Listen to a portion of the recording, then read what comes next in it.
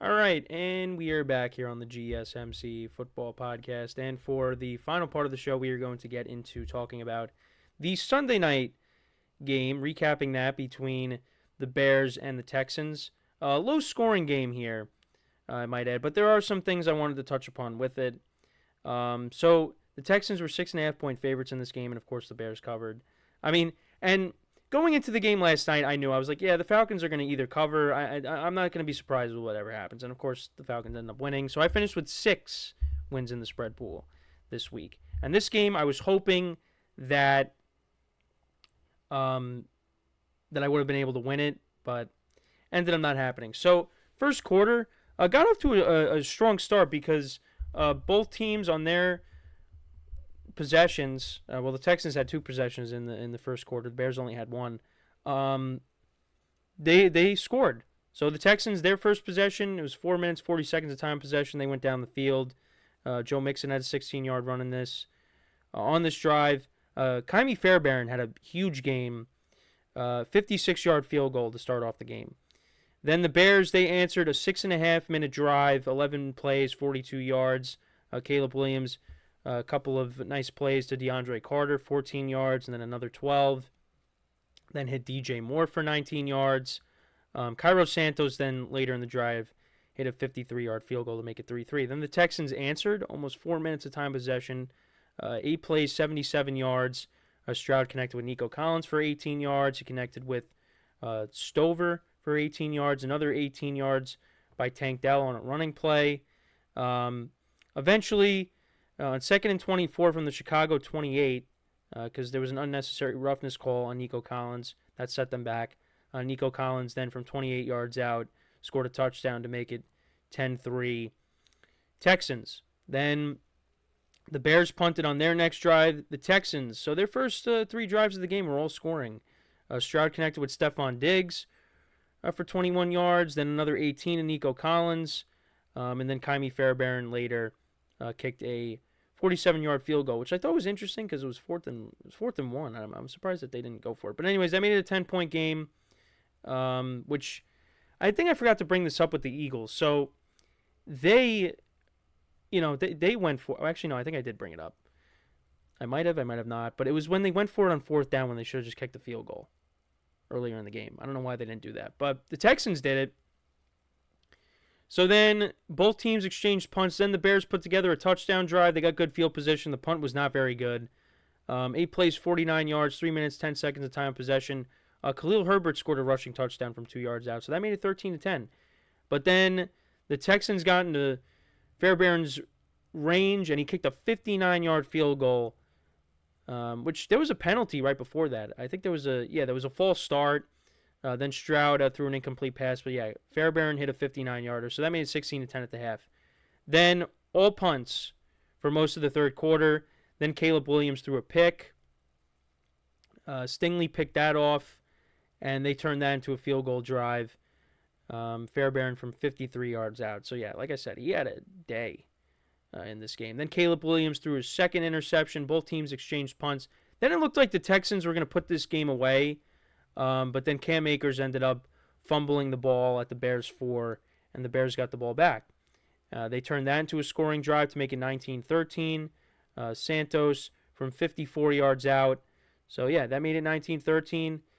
The Texans punted, and then the Bears, on the first play, Caleb Williams hits Rome Odunze for 27 yards, but then no gain on the next play, incomplete to Gerald Everett. Then he got sacked, had a 1-yard scramble, and then tried to hit a Dunze on 4th and 17. And that was it. So Caleb Williams, again, no touchdowns in this game. 23 of 37, 174 yards, no touchdowns, 2 interceptions. He was their leading rusher. He had 44 yards rushing. DeAndre Swift, 14 carries for 18 yards. So he has not gotten off to a good start. The Bears' run blocking has not been. The offensive line just has not been good for the Bears. DJ Moore had 6 receptions for 53 yards. Rome Odunze, who was questionable going into the game, he ended up playing. He only had 2 for 33. DeAndre Carter was more involved with Keenan Allen being ruled out.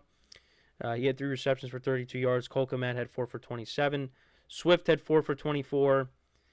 Kevin Byard was the player that recovered the fumble. The Bears had 3 sacks in this game. Cairo Santos, was 2 for 2 on field goals, 1 for 1 on extra points.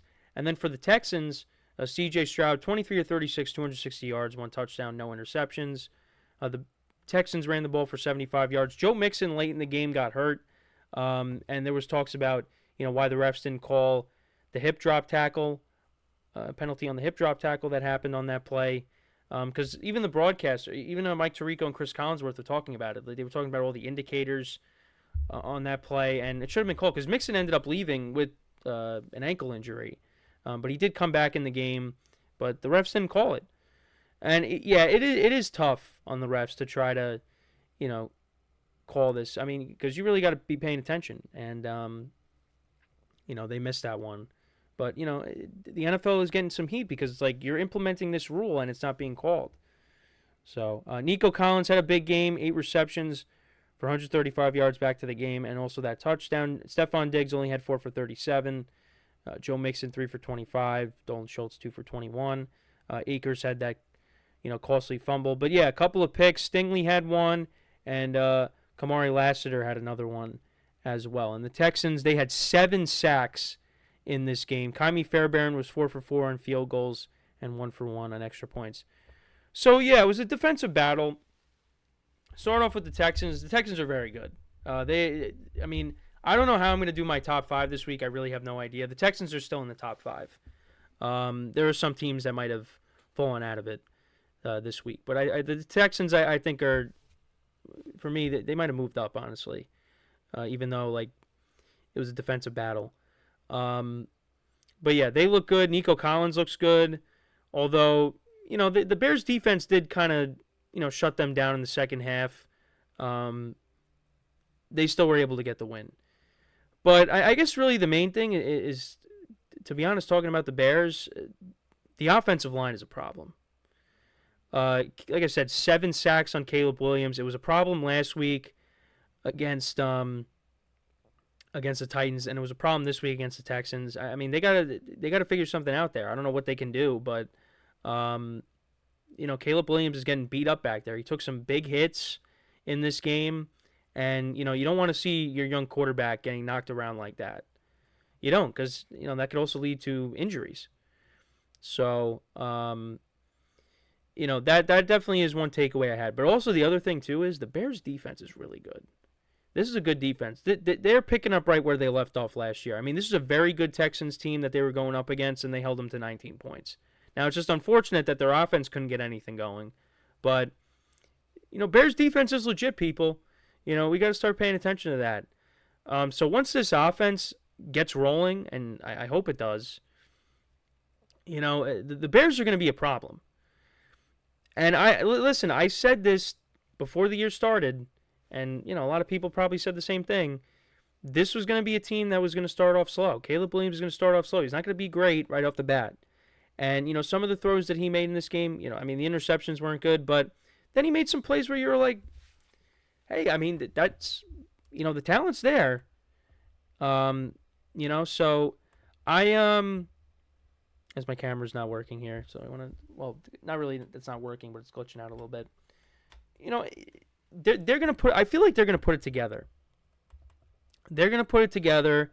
I mean, you hope that, the offensive line could improve as we move along here in this young season, because it just hasn't been great. And that was one of the concerns going into the year, was the offensive line. And these couple games have not been great. So, I think if they could figure that out, because also it's impacting the running game too. I mean, the Bears, every time Swift had the ball, I mean, I just told you stats, 14 carries for 18 yards. He could not get anything going on the ground. And you need a running game, too, to balance out this offense. Can't have Caleb Williams throwing the ball a bunch of times with no running game. So, but you also got to get Keenan Allen back as well. So, but you know what? The Bears are 1-1.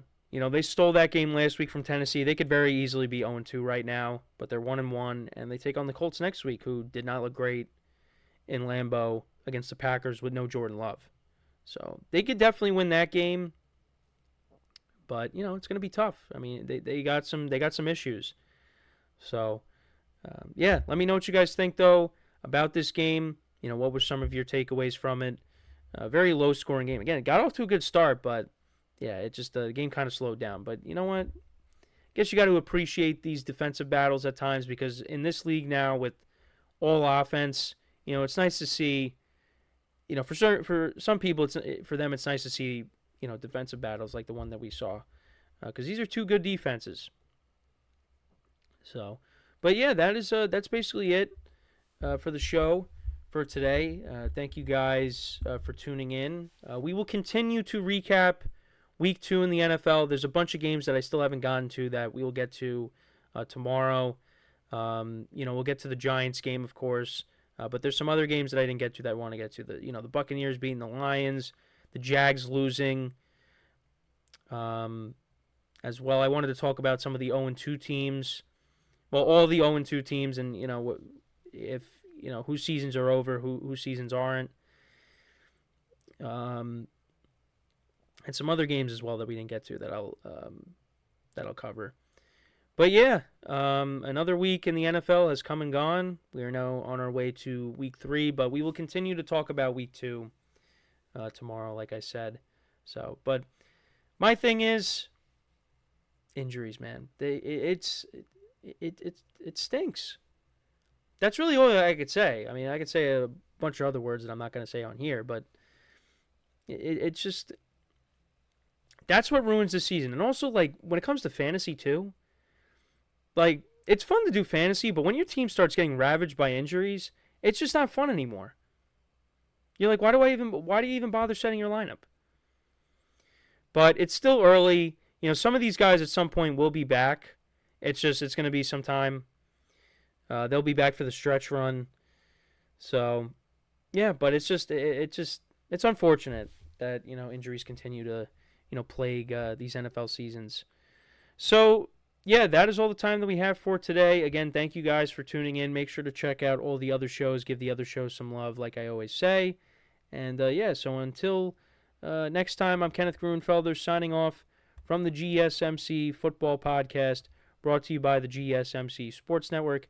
Have a good day, and I will talk to you guys tomorrow. Take care.